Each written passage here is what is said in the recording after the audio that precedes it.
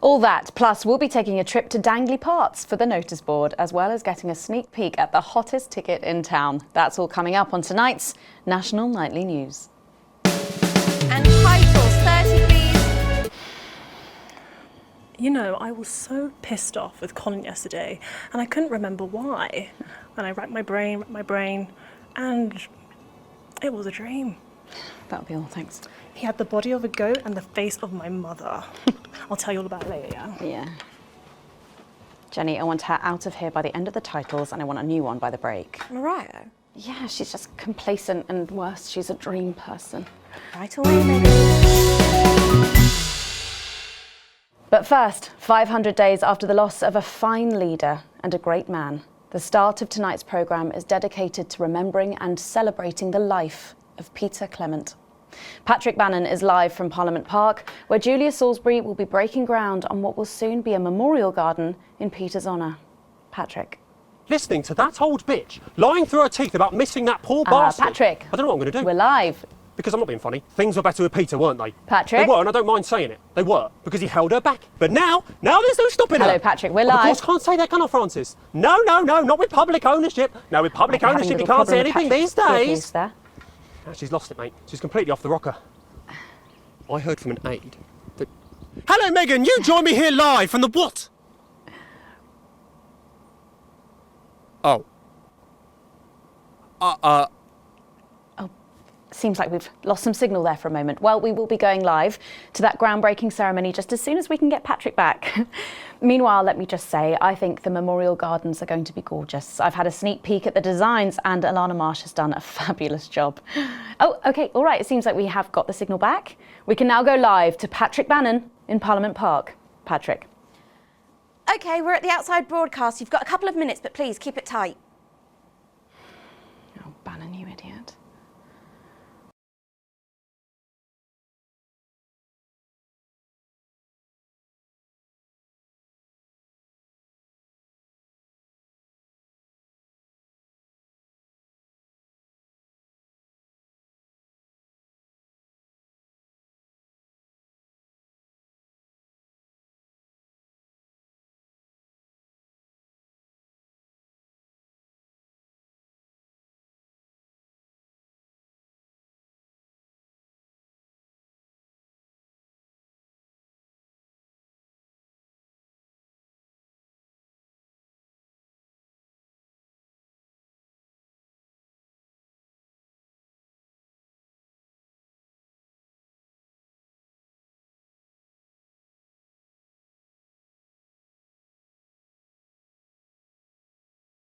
Another great loss befell the people of these newly united territories.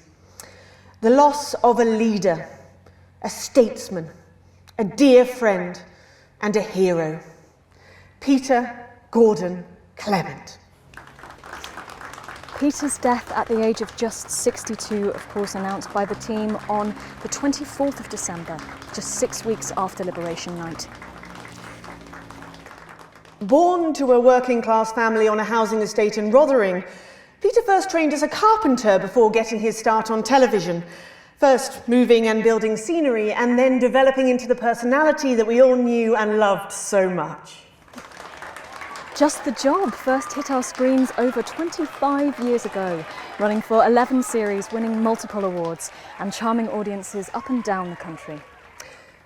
Peter taught us, all of us, not to be content with the way things are, not to accept inequities, no matter how small.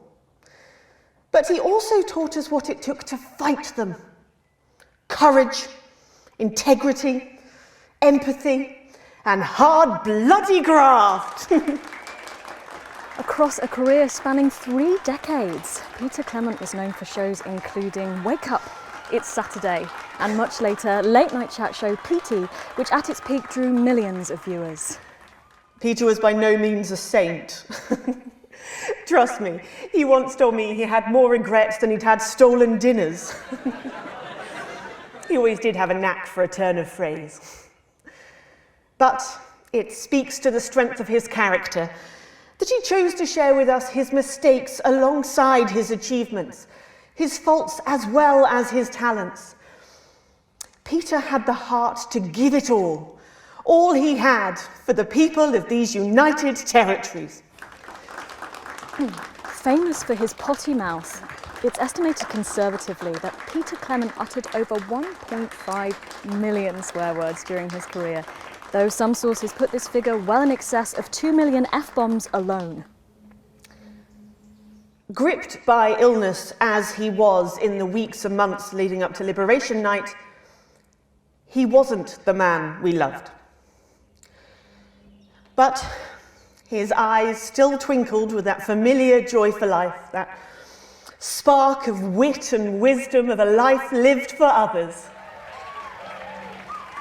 Prime Minister Clement, of course, died from apparent liver failure after suffering from the long-term effects of alcohol abuse.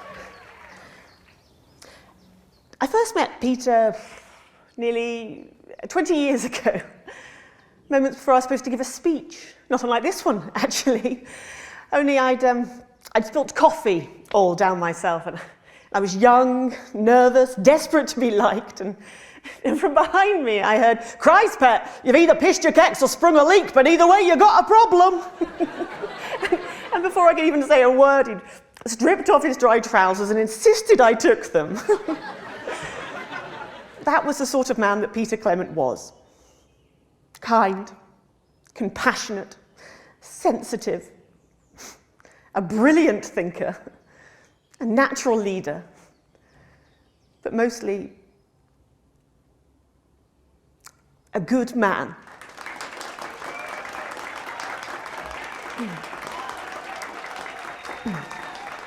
This glorious...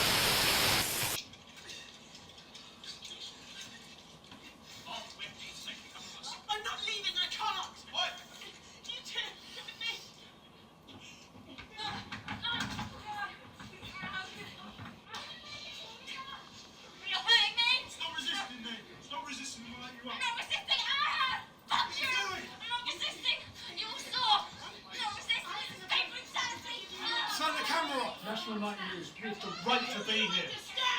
I said turn the fucking camera off!